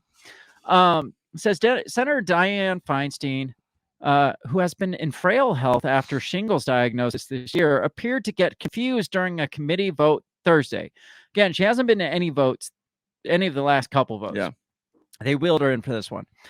Adding to concerns about whether the 90-year-old lawmaker can perform her duties despite her physical decline. Needless to say, the answer to that is no, because she was fucking dead after that. I think they wheeled her. She was dead and they wheeled her in her corpse and raised her hand, like probably Weekend at Bernie's. Or after she voted, they're like, you've done all you can do, and they killed her. Yeah. Those are the only two options. After Senator Pat Murray, the chair of the Senate Appropriations Committee, asked members to vote on the Defense Appropriations Act, the clerk called on Feinstein to cast her vote.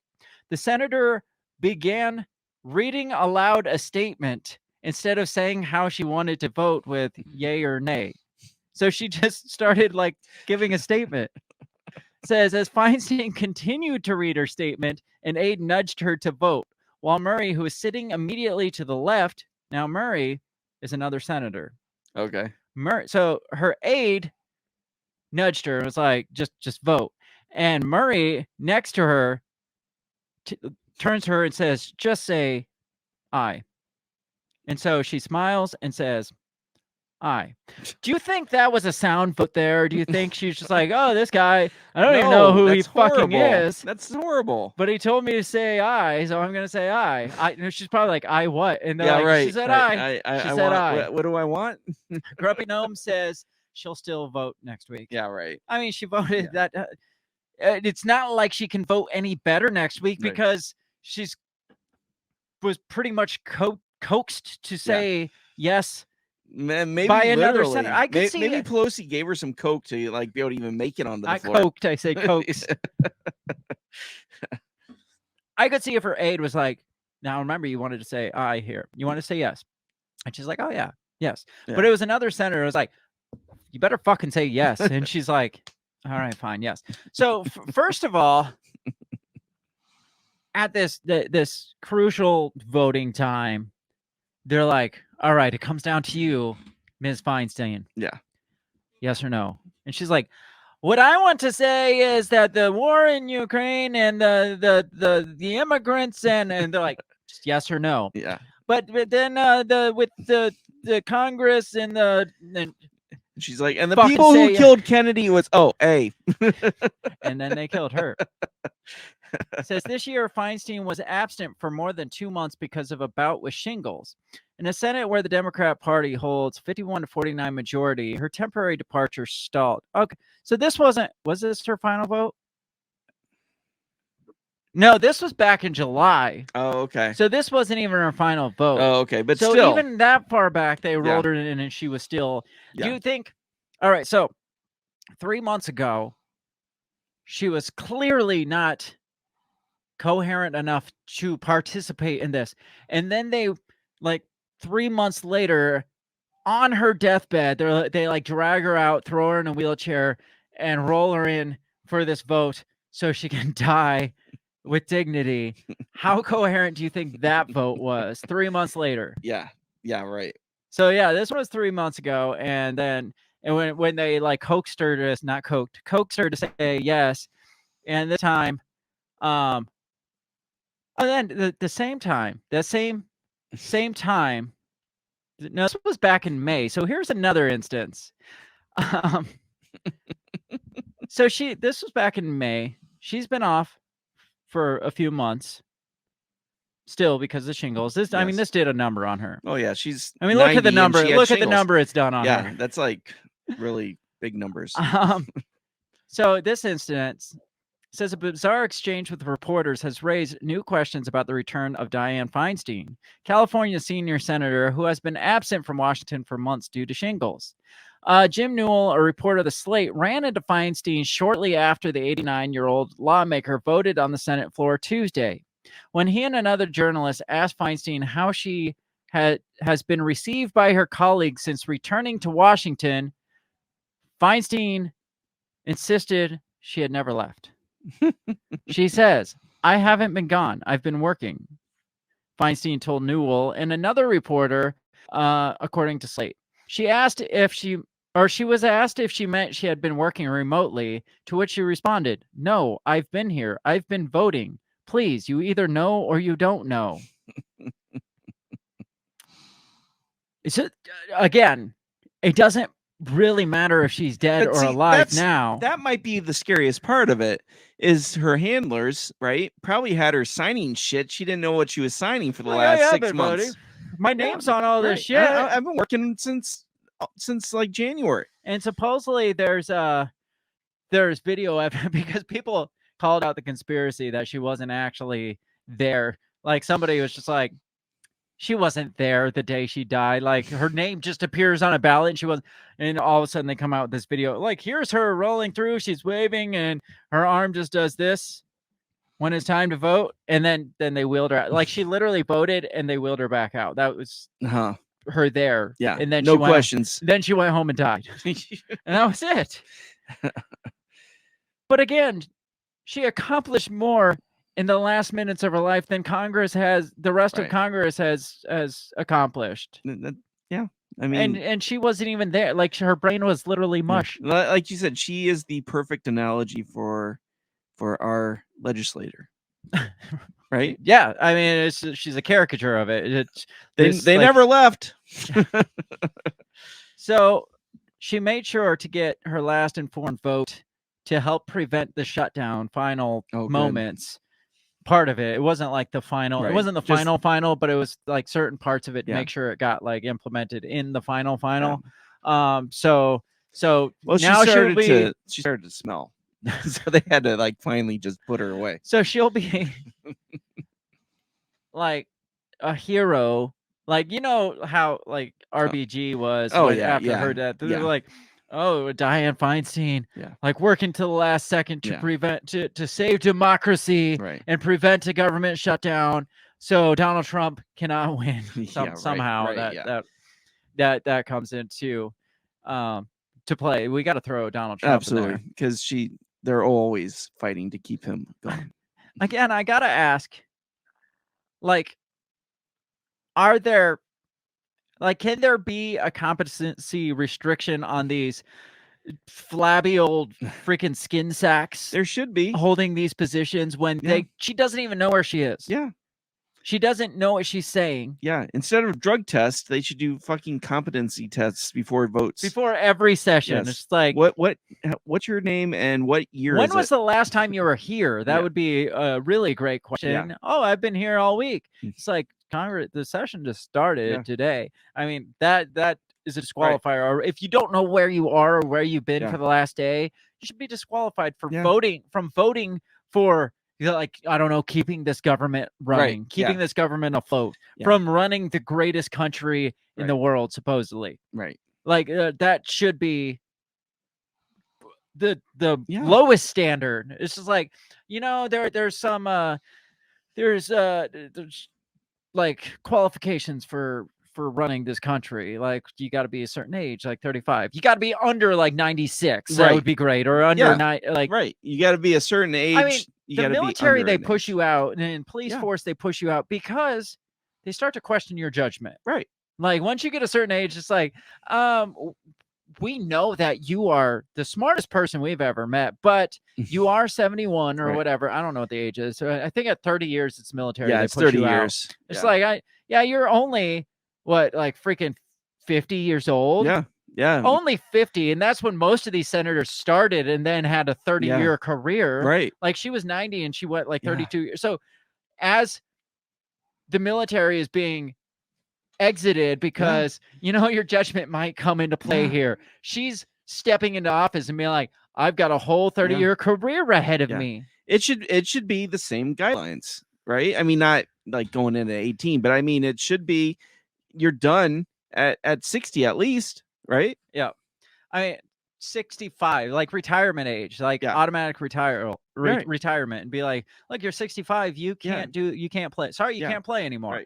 Right. Derek says, excuse me, Senator, I need you to play this brain age game before you can enter the building. I'm fine with that. Yeah, absolutely. I'm fine with that. You can have that guy next to the guy pulling the fire alarm every hour, and those can be our only that should be the test. 2 paid government officials. There's a switch on there somewhere that will open that door. Go find it. It's like hazing, but in reverse. It's like, hey, that switch right there, that opens the door and the voting's there. And then they pull it, they walk through the emergency exit, and then you lock them out and don't let them back in. Exactly. And then they're like, whoa, I pushed the wrong button. Yeah, we know. No, you pushed the right button. Yes, thank you. You're gone. Goodbye. So there's got to be something here. It makes too much common sense. It's too logical to think, oh, well, you're running a whole fucking country with billions and trillions of dollars. Can you think right now? Yes. Oatmeal. I just pooped my pants. It's like, well, you're perfectly qualified for the Senate, though. Can you say I? I mean, that's where we've gotten. Well, that's our government. You know that they're all freaking robots anyway. Oh, and the ones that dare to step outside or be a little more conservative or a little more liberal, I mean, they're ostracized. It's like, well, you didn't vote with the party lines. It's like they want you to be a robot. So the older dead people that you can nudge and be like, say I, and they're like, I. And it's like, yeah, you're a perfect fit for the Senate, because if you get these people that they want to like question shit, and that's just like, we don't want that questioning stuff going on. But let's crazy. look at the problem is the fact that not you and I, but people keep fucking voting for them. I mean, because they don't fucking care about Senate. Nobody like looks at the freaking ballot. They're like, oh, Donald Trump. Cool. I like Donald Trump. Or, ooh, Joe Biden. He's not Donald Trump. I'll vote for him. And then it's just like, oh, there's all these other people. Democrat. Well, Or you're right. versa. Like, they down just go the party down line. Down the line. And so they don't see, I mean, it doesn't say on there, Dianne Feinstein shits her pants every day. Would you like to vote for her? Yeah. Yes. She hasn't worked a day, like more than 2 days in the last 6 months. But they should put like, okay, this is their age, and this is how long they've served, and this is how fucked up our country is. Yeah. Now, do you still want to vote for them? Yeah. Because they've been voting the same fucking way for the last 50 years. And they're worse now because their brain has literally turned to mush. Yeah. 50 years ago, at least they didn't have a mushy brain. They just set this whole thing in motion. Right. And now they've been writing it out with their mushy brains for the last 50 years. Because they get Would you rich. like to continue to vote for them? Yeah. It's got a D next to it. So, I would like that because it's not an R, or vice versa. Right. Yeah, it goes both ways. It's the same thinking. Now, we've got to freshen up. We've got to Yes. bring in some younger talent. Yes, somebody who's strong and carries a lot of a little bit of experience too. I mean, right, like political knowledge and real world knowledge, experience, somebody of like royal blood. Definitely not royal blood, but Dianne Feinstein's replacement. Like they're speculating and like thinking about like who. I mean, why do they have to replace her when she's been absent? Right. For the last how many years anyway, but and people will still vote for her. The top prospect, the one name that stands above all the others, is your favorite actress, Meghan Markle. Oh God, shoot me. Meghan Markle, the person who wants to be left alone and have privacy. That was what, like, first of all, she totally screwed up Suits. She's a failed actress, in my opinion, because she sucked. She was the worst part of Suits. That's the only thing I knew her in was Suits, and she screwed that up. B, a failed princess. Like, how do you fail at being a princess? I know, right? Like, you didn't, like, you were just, like, you didn't have to be raised that. You were just invited in. It's like, hey, come be a princess. Was she even allowed to go to the Queen's funeral? Or was she like, They, I don't remember how that played. I know there was some weird, sketchy shit there was. Even with the funeral. Her podcast, was that ever a I didn't success? know she had a podcast. Yeah, her and Harry started a podcast when they moved to Hollywood. So gotta hear it. After all of that, like you said, it's like, I can't handle the spotlight on me all the time. Right. This is just like all the privacy. Like everybody, like just freaking focusing so heavily on me. I didn't become an actress for all this spotlight. I didn't become a princess for all this spotlight. Right. So I'm going to try to be a senator instead with all my loads of knowledge. From all my foreign policy. I know so much about foreign policy now because I was a princess, remember? Yeah. And I know a lot about like domestic stuff because I was an actress. I played a normal human being on a show. A lawyer, no less. Not even a lawyer, a law student. Oh, that's true. Yeah. Or a law. She left before she became a lawyer. Yeah. So I have loads of experience in those two areas. Absolutely. So I can be like a normal, like, I feel like she goes into these thinking they're like as an acting gig. Right. It's like, oh, I could be a senator. I could play a senator. Yeah. Like, oh, I could play a lawyer. I could do that. But take this into account. Disney didn't want her to be a voice actress. Jesus. So if Disney doesn't want you to be a voice actress, there's you don't got a lot going for you. So she decided she wants to be a senator. Yeah. I can do senator. What's the senator do again? I could do that. Yeah. If AOC can do it, if dead Dianne Feinstein can do it, I could be a senator. Meghan Markle considers a run for office. The Duchess of Sussex's name is in the frame to fill California Senator Dianne Feinstein's seat after the senator died at age 90. And could the White House be her ultimate aim? I missed that caveat. Oh my God. I missed that. How did I miss that? Oh, that's the darkest timeline. There is hope. She is Luke Skywalker, the new hope. She is the other. She has made no secret about her left-leaning politics and belief that women can change the world. Just because you believe that doesn't mean... I'm not saying it doesn't mean it's true. Like, obviously, women. I'm saying not you. Doesn't mean you should pursue this thing here. So it may come as no surprise that Meghan Markle's name was being bandied.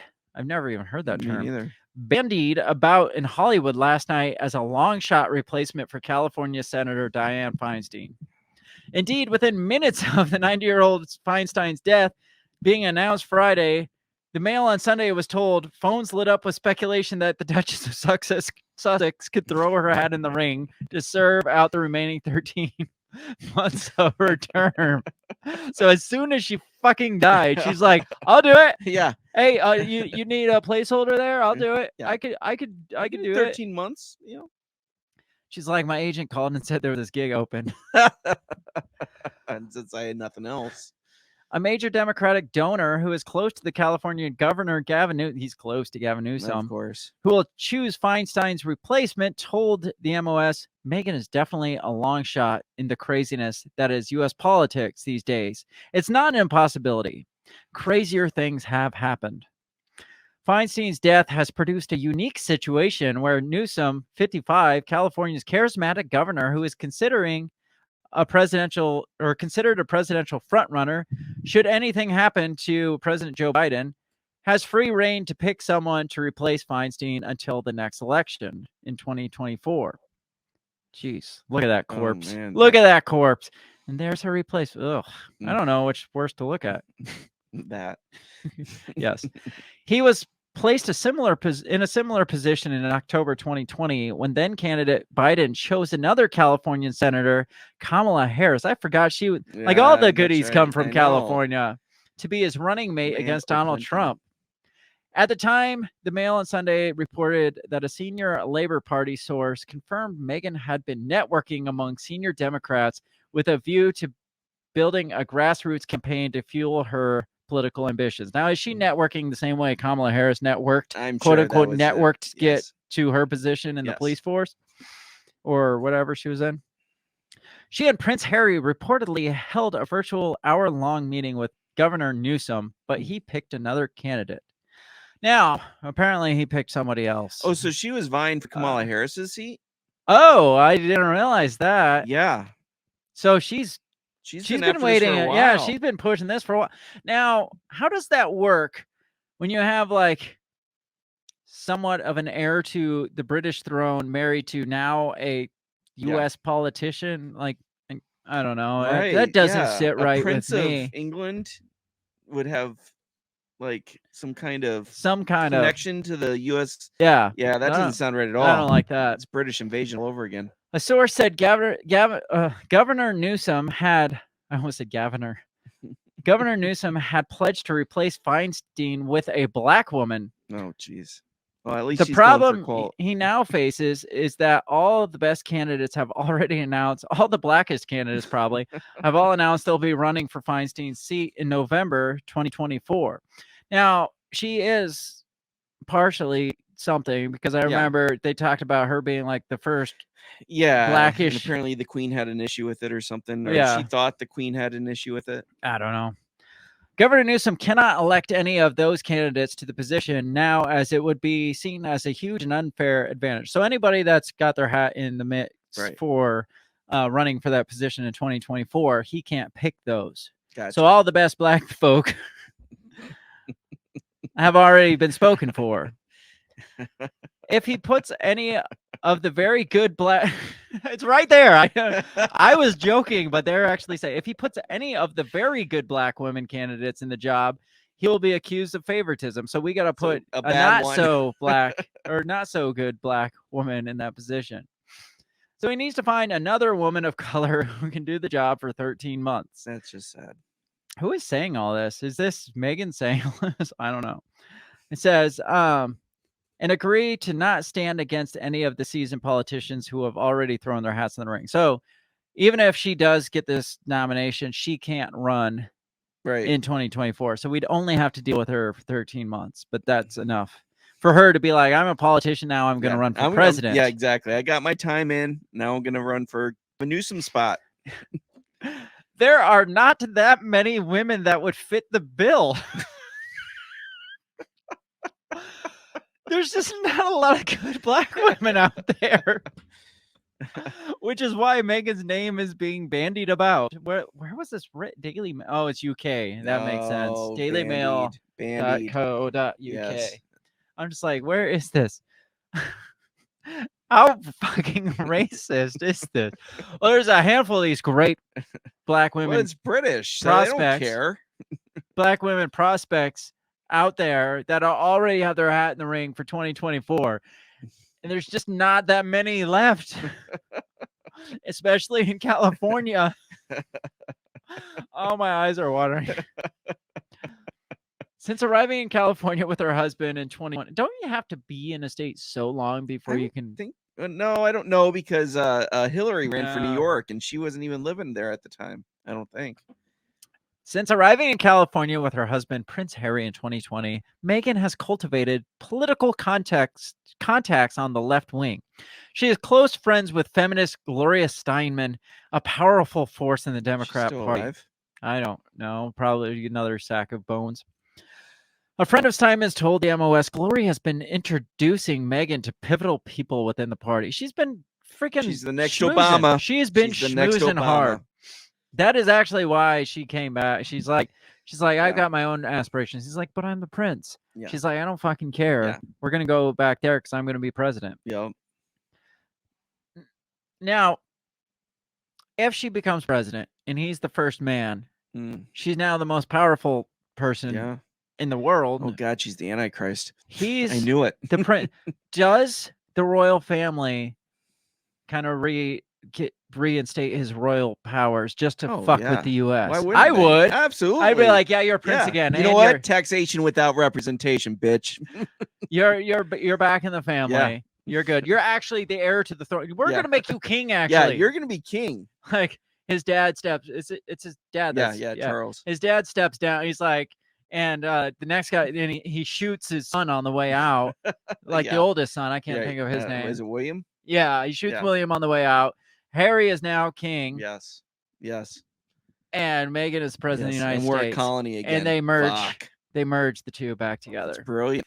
Meghan is interested in politics more than anything else. Oh, she just Meghan sucks is at everything interested else. in attention more than anything exactly. else. That is the only thing she fucking cares about.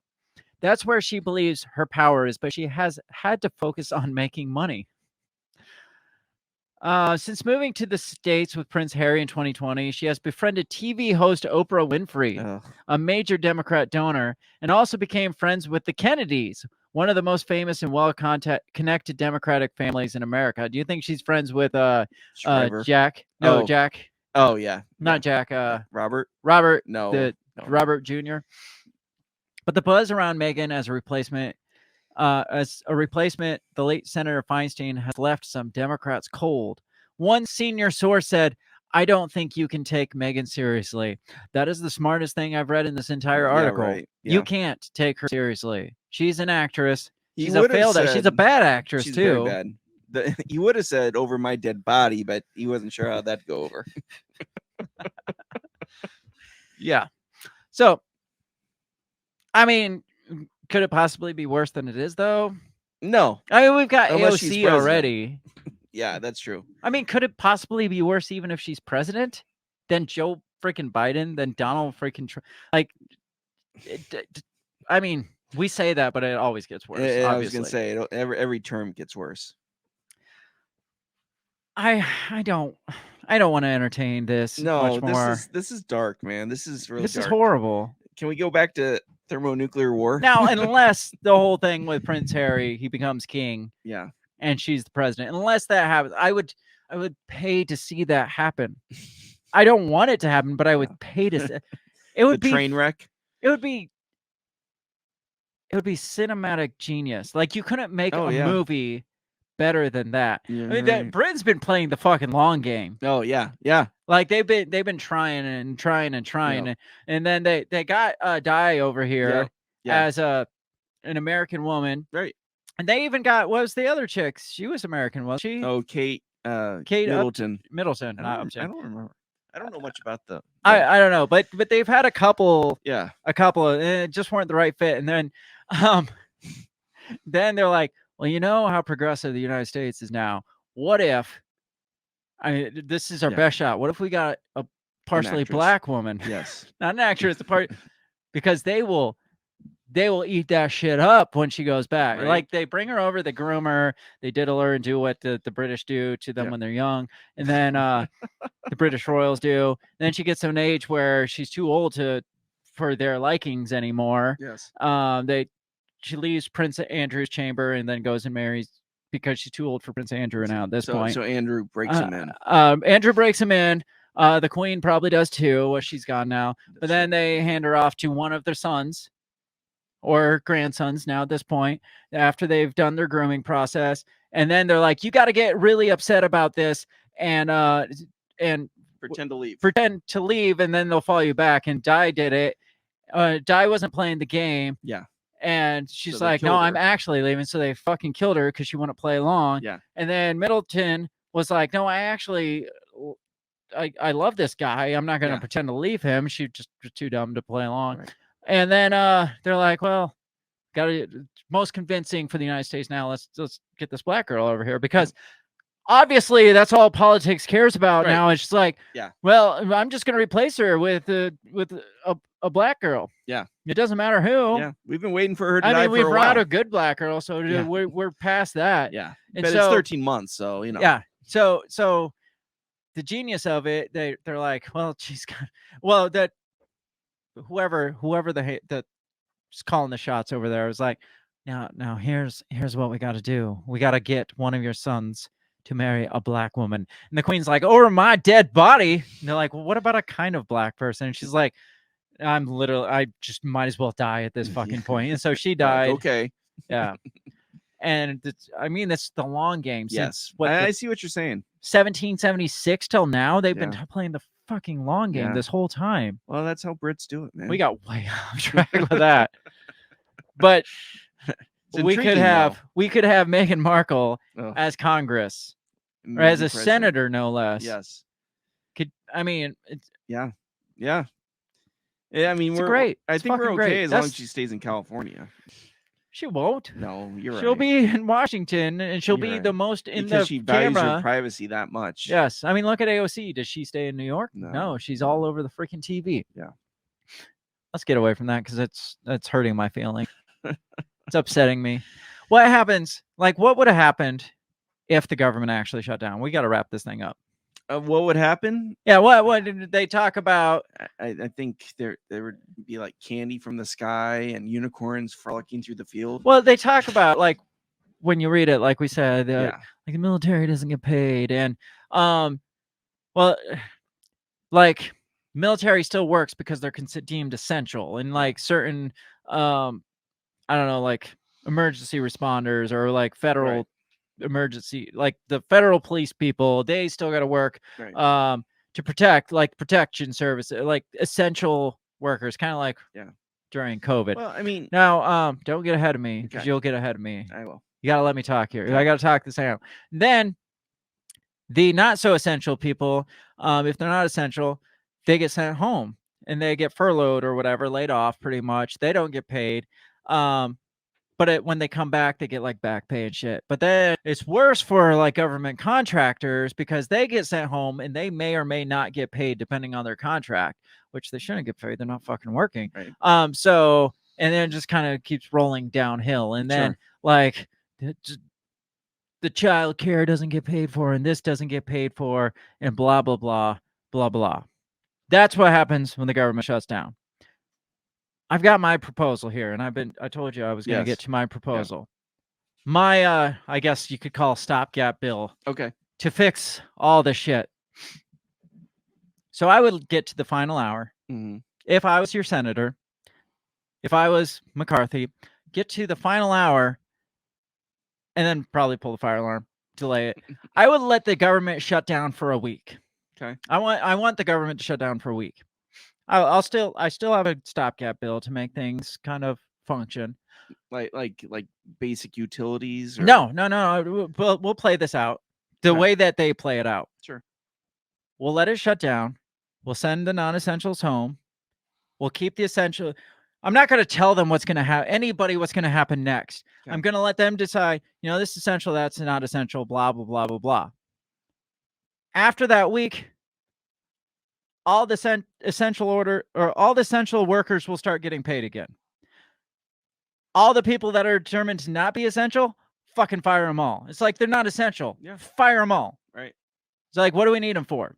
They're not that. Essential.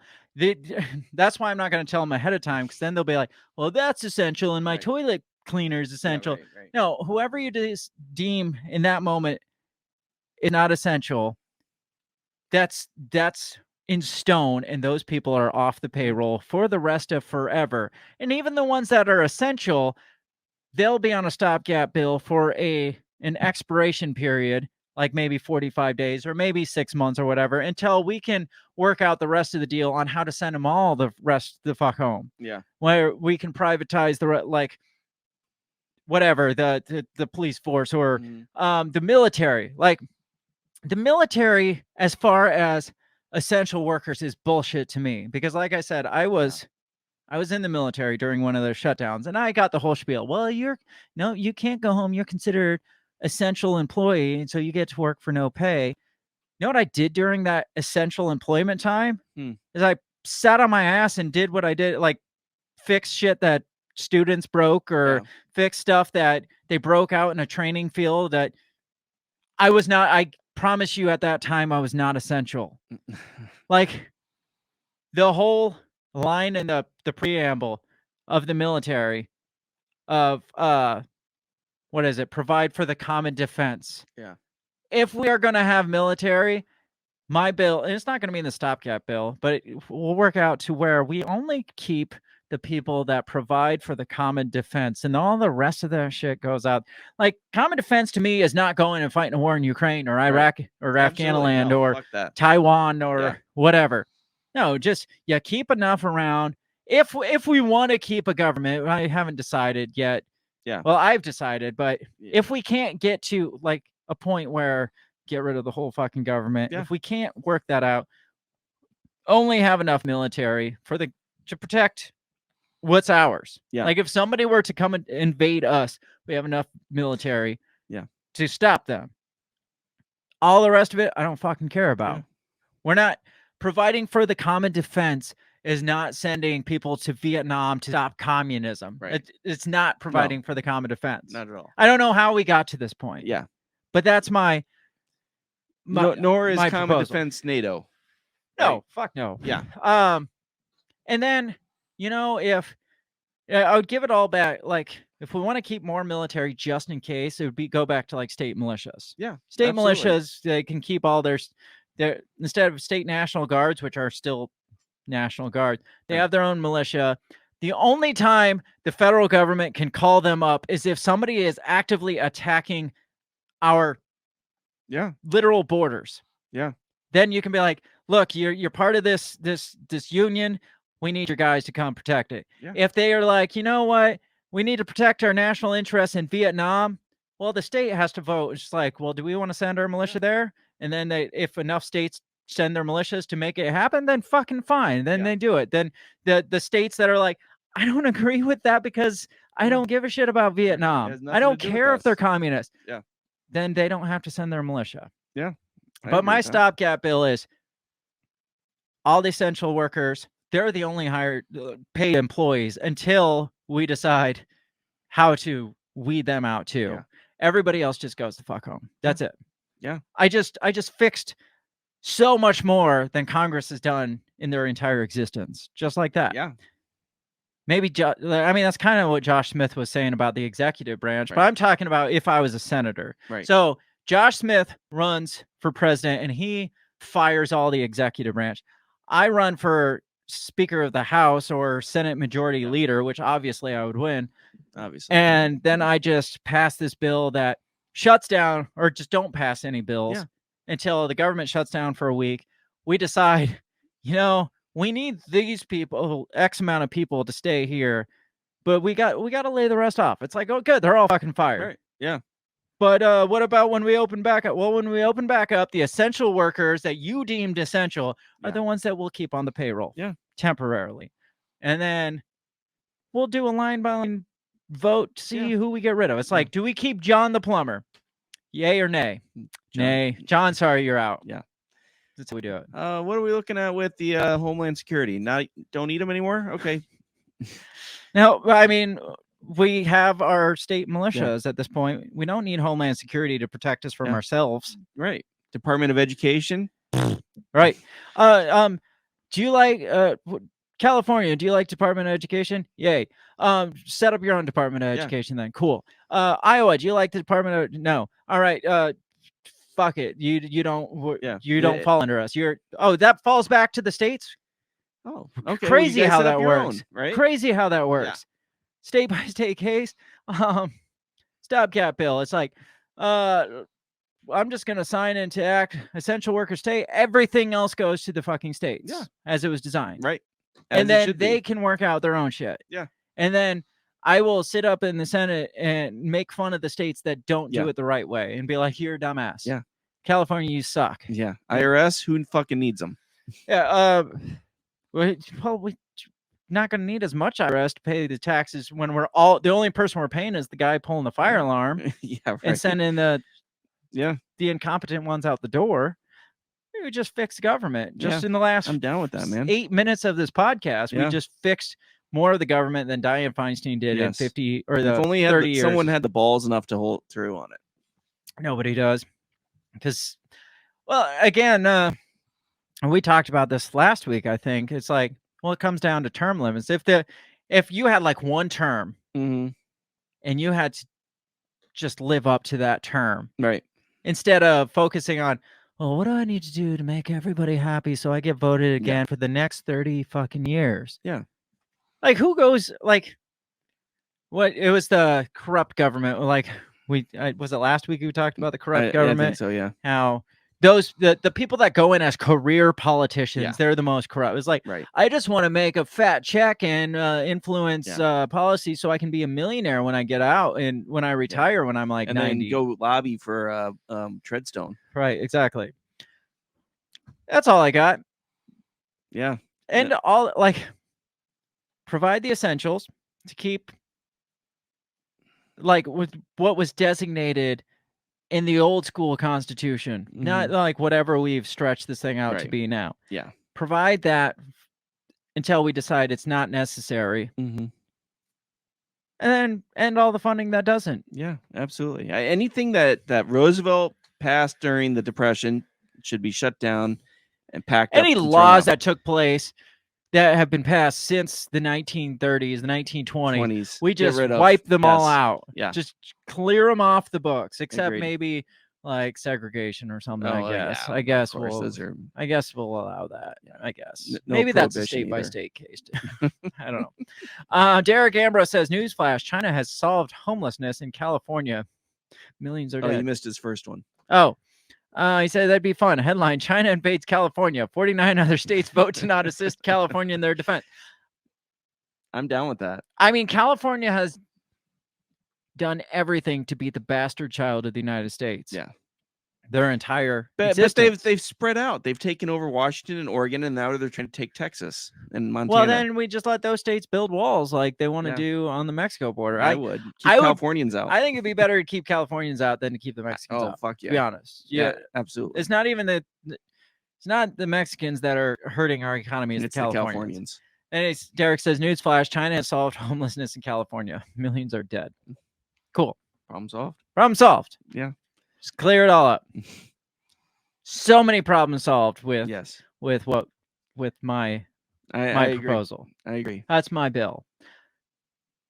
Just shut it down. Except the essentials. And then we work out a way to shut those down too. Yeah. We keep those long enough to just not have society collapse as a whole. Yeah. Just because it'd be hard. You kind of wean people off of it. Yeah, exactly. We gotta kind of let them off. I mean, it's still gonna be a little bit rough, but at least this gives them kind of a heads up, like, you know, this is coming, right? Right. Like, we just fired 80%. Just wait. You got 60 days. Yeah. Otherwise, we're just there's not gonna be like, well, in 60 days we'll come back and revisit. It's like, no, the axe is coming in 60 days. So you figure it out how to privatize this shit, or how to make it so we don't need to like wean us off this. Because in 60 days, it's ending one way or another, or 6 months would be. That's probably the longest term I'd give them. Like 6 months to get off this freaking government teat. Yeah. Otherwise, we're just cutting you off cold turkey, and it's gonna hurt. Yeah. I'm down with that. Grumpy Gnome says the fire alarm guy is essential. Obviously, yes. Obviously, we keep the fire alarm guy on until the final day. Yeah. When we kick them all out. Yeah. And then he is the last one to walk out the door. I shake his hand. I give him a kiss on the mouth. And I say, God bless you, sir. And then I send him on his country way. is indebted to your service. Yes. That is literally all I've got for this episode. You got anything else to add? No, I think you covered all the bases. I think so too. You see why I didn't want you to jump? Because I knew you were going to get into like, well, the essential work. Yeah, no, you're right. That was in my proposal. I didn't want you to jump ahead. No, it was so vital. Vote for me for Speaker of the House / Senate Majority Leader at the same time, because I'll make all your dreams come true. Especially if Josh Smith is president. That could be your campaign slogan. Exactly. that's all I got. Congress is basically walking freaking sacks dead. of walking zombies, sacks of flesh. Yeah. I don't even know if you call it flesh anymore. Just They're not. No, there's no backbone there just either. skin flaps, Yeah. just skin tags Yeah, walking just around. kind of- Yeah, they're just a pile of skin tags just kind of in wheelchairs being Yeah. wheeled around, and we don't need that anymore. No. They're not essential. Clearly, no. we don't need somebody to go with no brain Yeah, cells. right. We can get just as much done without those people. Yes. So again, vote for me so all your dreams come true. Make sure you check us out everywhere, all over Facebook and Twitter at the handle at Break the Bell Pod, so you can find out more of the great ideas that we have here. Yes. Check out our website, breakthebellpod.com. Buy our stuff, buy our shit. I'm gonna definitely have to make like a campaign shirt or something. Yes. Break the Bell 2024. Exactly. I was gonna say something else, but I forgot. We'll be back next Monday night. Yes. If you are listening in the future in podcast land, come join a live stream, a live feed, a live video. We stream live every Monday night on YouTube and Facebook Live. Come hang out with us and comment with some of these awesome people that have been hitting us up in the comments, Yeah. like Grumpy Gnome, like my mom, and Derek, and Dustin was here for a bit. I don't know if he's still here or not. But everybody else that hung out, thanks for hanging out with us. It's been fun. It's always fun. It's always fun. We appreciate your input because clearly, I mean, obviously we have the best ideas already, but they yes. only get better with you, with your input. So, otherwise, like I said, come back next week, 7 p.m. Central Standard Time. Have a great rest of your week. We'll catch you later. Peace. I don't know where my button is. You lost your button again. I did. Let's try this again. Have a great rest of your week.